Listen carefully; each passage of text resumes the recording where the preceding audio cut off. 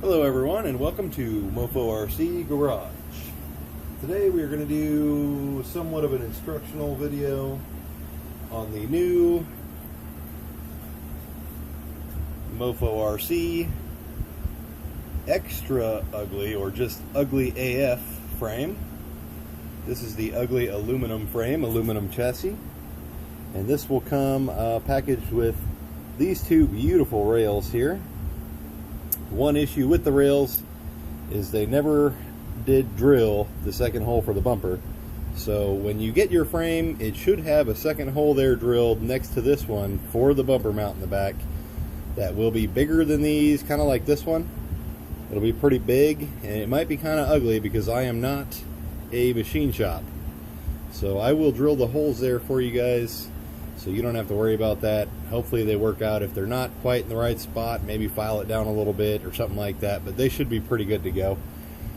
This is the actual chassis here. You'll get two rails.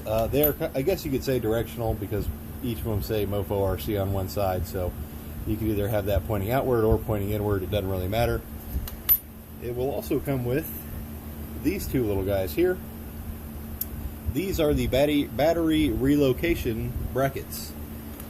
Those are going to move your battery to the front of the frame up here. I'll show you what that looks like. This one is mostly put together. You can kind of see those holes right here. Those two little brackets go in right there where these two stainless steel screws are. Here and here. It shouldn't matter which way you put them on. You can put them on either way you want. The holes will be here and here where these two screws are. And what you will do to use that bracket, you will find your battery tray like so. You will find some little clippers and you will just clip all four of these legs off like so. Do not cut your strap. You will need the strap. Boom. Just like that. Clip those little legs off, and you see these holes here that look like they were almost made to be used as a battery mount for my chassis. They will go on there like that. You will put those two screws right through here and here and secure the tray on there. Now if you have a really heavy barrage motor or 050 or a Torque Beast 50 motor in here, you could actually move this a little bit over to the left to counteract that weight with the battery moved over here a little ways. If you don't, you can put it right in the middle. You know, you can move it around a little bit and then secure it on right there and there with those two 3mm screws, which will require a 2mm driver. The chassis will also come with three of these little guys. These are just the crossbars. You really only need two of them. It comes with three kind of as a spare. You can see one mounted right here, another one I've mounted right here, and the hole right in front of the battery relocation bracket. You can put those in right there. This chassis will come with a bunch of screws in different assorted sizes. Now, being that this chassis is wider than the aluminum frame, this is like a 2.5mm thick or 2 and some odd millimeter thick chassis. The original frame is like 1mm. So this will come with longer screws for most of the things. Your upper link screws here and here will now be 12mm long instead of 10. So it will come with those stainless screws. It will also come with some stainless 10mm screws for down here, just to keep everything nice and matching. So you'll get the 10mm screws for the bottom lengths. You'll get the 12mm screws, the long ones, for these here. These other screws will pretty much all be 6mm long. They do come in the kit. You could use 8mm long screws like I did in here and here and in here. And pretty much any of these ones you can use the 8mm long screws, which it also does come with.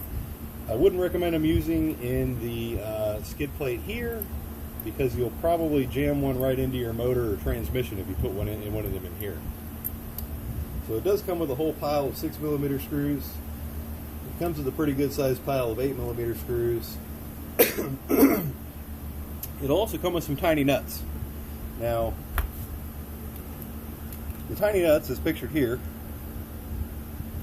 itty bitty, teeny tiny nuts, those are going to be for your shocks. So all of these holes are just cut holes. They are not threaded. So when you put the shock through there, on the back side, you are going to use those tiny nuts to go onto your shock ends here. Well, that's really hard to get in there. There we go. Kind of see it. Anyways, there's a tiny little nut there on the back side of the shock. Right there. On each of the shocks, I put one of those tiny little nuts on there. They will fit with aftermarket shocks and they will fit with the stock shocks. I would recommend using a little dab of Loctite when you put those onto the little nuts so the little nuts don't fall off, because if they fall off you will never find them. Loctite as well on, let's see, if you do a four-link conversion like this is a deadbolt right out of the bag, or right out of the box, and I used the links that came with the deadbolt, which are in reality they're rear Jeep links, but the two shorter of the rear Jeep links fit perfectly here for the bottom front links, and you can use your two bottom Betty links as upper links. You will need a 4-link mount, in which case I just so happen to sell one. These little holes here and here are threaded. You can use this as a Y-link mount or as a 4-link mount for the front servo. If you put the links in here, I would also suggest using a tiny bit of Loctite when you put these screws in here, and do not over tighten them or you will lose any of the flex you might have gained by going to 4-link. Next thing here, let's see.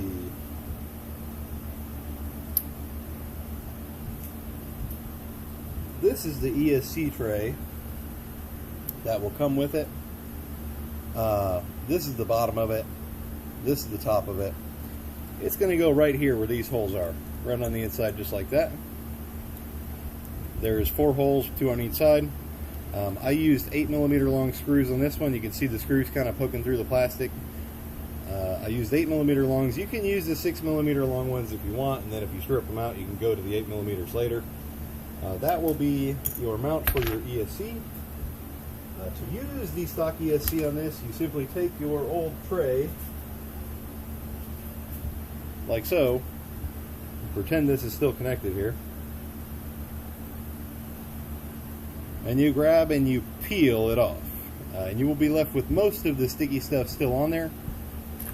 And then you just take, I like to put this direction, with the little battery and the motor part facing forward, where your plugs for the battery and the motor are reversed from stock. So here would be how they sit stock. Reverse them around, put them on this way, and then I like to move this as far onto that plate as I can forward, where it just almost hangs on top of the transmission, and then just stick it back down on that new ESC tray. Now when you do this, don't do what I'm doing right now. Don't shove that on there. You probably want to do this before you bolt this in. If you start shoving on that, you're going to rip the screws right through the middle of this plate and break it. You could also squeeze, use a little squeezing pressure instead of shoving pressure. That might work as well. When you do that, you can take your little motor wire. You can actually run this. These are usually long enough to run all the way through the back, like so. Bring it back up around and go ahead and plug it into the motor slot. Like that.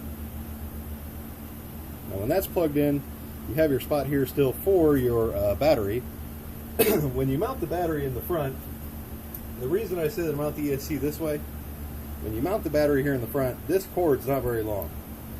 So, I mean, yeah, technically it might reach all the way back here, maybe. It's going to be yanking on it all the time, trying to plug it in and out. So, if you put it this way, it reaches perfect. It'll plug right into there, like so, and have plenty of room to still, not be bound up on anything here.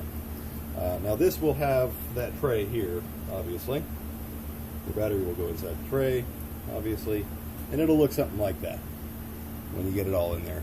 Let me pull this camera out. I'll show you a little bit closer view here.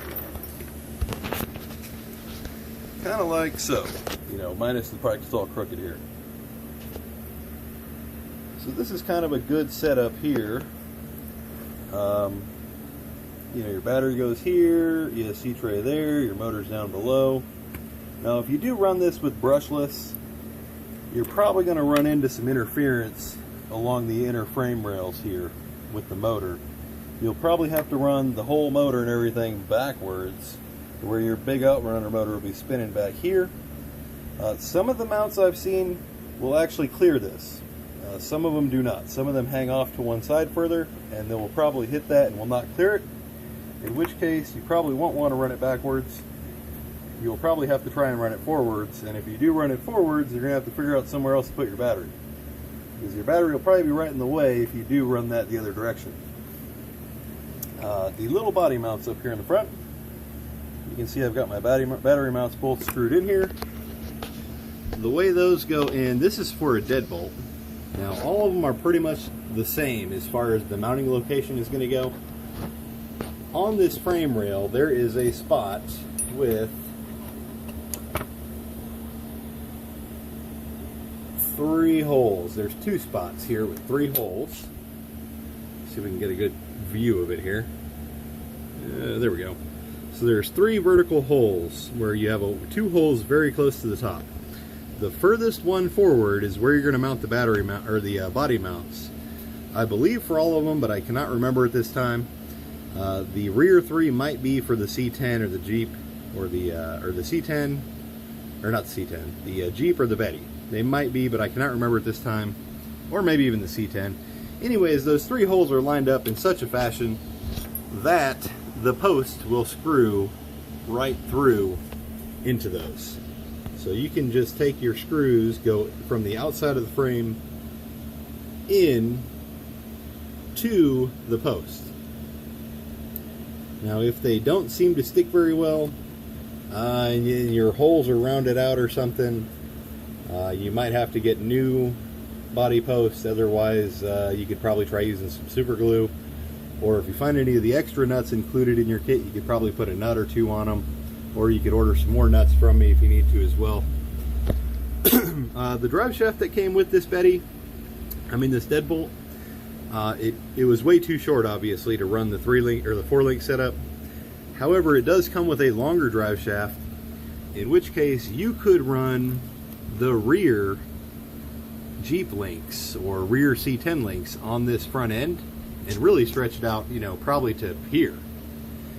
Now if you do that, that drive shaft tube that comes in that little baggie when you buy a brand new deadbolt will fit perfectly. If you use the front suspension lower or the front upper suspension lower links as lower links for the deadbolt lower links to be the upper lower link. I know there's a lot to figure out here what I'm saying. The deadbolt has these upper links that are on here now as lower links. The shorter of the lower links that come with the deadbolt in the spare parts baggie will fit as lower links, and you can use your deadbolt lower links for upper links. Okay, I think that made sense. If you do that, the drive shaft tube will be too short and it will be too long. The one that was for the deadbolt will be too short. The one in the little baggie will be too long. And gosh, is this thing ever going to focus? There it goes. And what you'll end up having to do is you'll have to cut this drive shaft shorter. Let me see if I can measure that real quick. I've cut this one to about the perfect length. From the end of the tube to the start of the tube, it looks like about 27 to 28 millimeters long, and that will get you full in and out without the drive shaft acting as a bump stop. The ways you can cut them, you can use a little razor knife like this, little hobby knife. And what you'll want to do if you do that, take that little drive shaft tube and see if I can find one around here somewhere. Here's a teeny tiny one. This one came off the deadbolt. Take it, kind of mark where you need it, and you can roll the hobby knife like this and just apply pressure on it as you roll it. And kind of move it, stop, move it, roll it, stop, move it, roll it. Keep applying pressure. You know, try to keep a straight line when you're doing that, and push fairly harder each time you do it, and it'll act just like a tiny little pipe cutter, and eventually you'll slice right through where you need to be. If you can't do that, you could also use a Dremel. You could also use a belt sander. If you use a Dremel or a belt sander, you'll have a bunch of melted plastic you'll have to kind of dig out of here to make sure it slides in and out of the tube.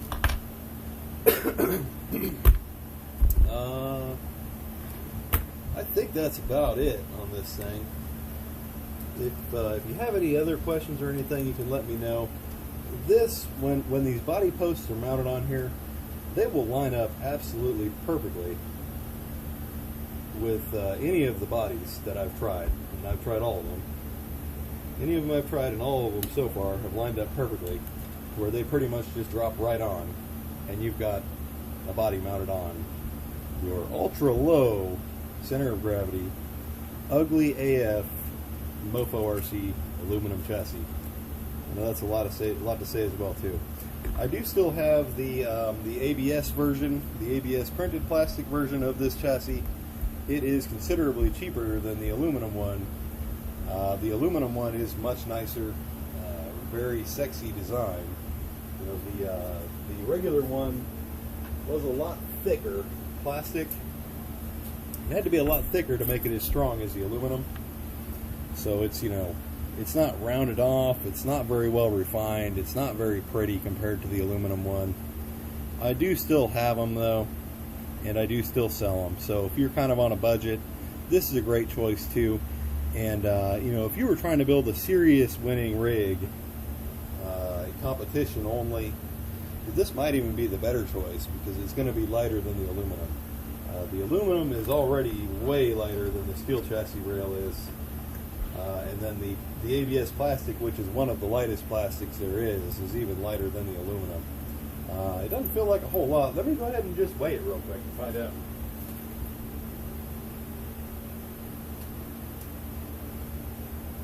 Alright, we'll go over here and we'll check grams of weight, and we will just do the frame rails and see how much weight we're looking at. Aluminum chassis versus ABS plastic. So ABS plastic weighs a whopping 9 grams. Aluminum weighs 18, just about twice as much as the plastic. So you got a pretty considerable weight difference there. You know, going from the plastic to the steel. Well, it's not that big, I guess. You know, only twice as much, but it's only 9 grams. Honestly, that's not much at all. You get more than that out of one steering knuckle. But anyways, I hope you guys enjoyed this video.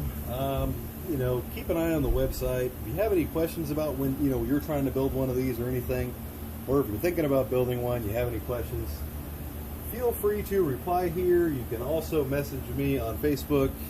You could probably find my information on the interwebbing on my website. You can find my contact information. You can email me from the website. You know, there's probably 100 ways to get a hold of me if you really had to think about it. Plus, there's a Mofo RC fan page, which I recommend you join because there's a lot of guys that have already built some of these things that I show videos of, and they can help you out in ways even that I can't. Because a lot of these guys have built more of this stuff that I sell than I have. You know, some of them have, and doing different kinds of builds with brushless and things like that. So I highly recommend joining the Mofo RC fan page on Facebook. If you get a chance, try to tell your buddies maybe to check out some of these videos. If you like my content, if they like my content, maybe tell them, hit that little subscribe button, hit the like button. I'd sure appreciate it. And enjoy the rest of your weekend. Thank you, and goodbye.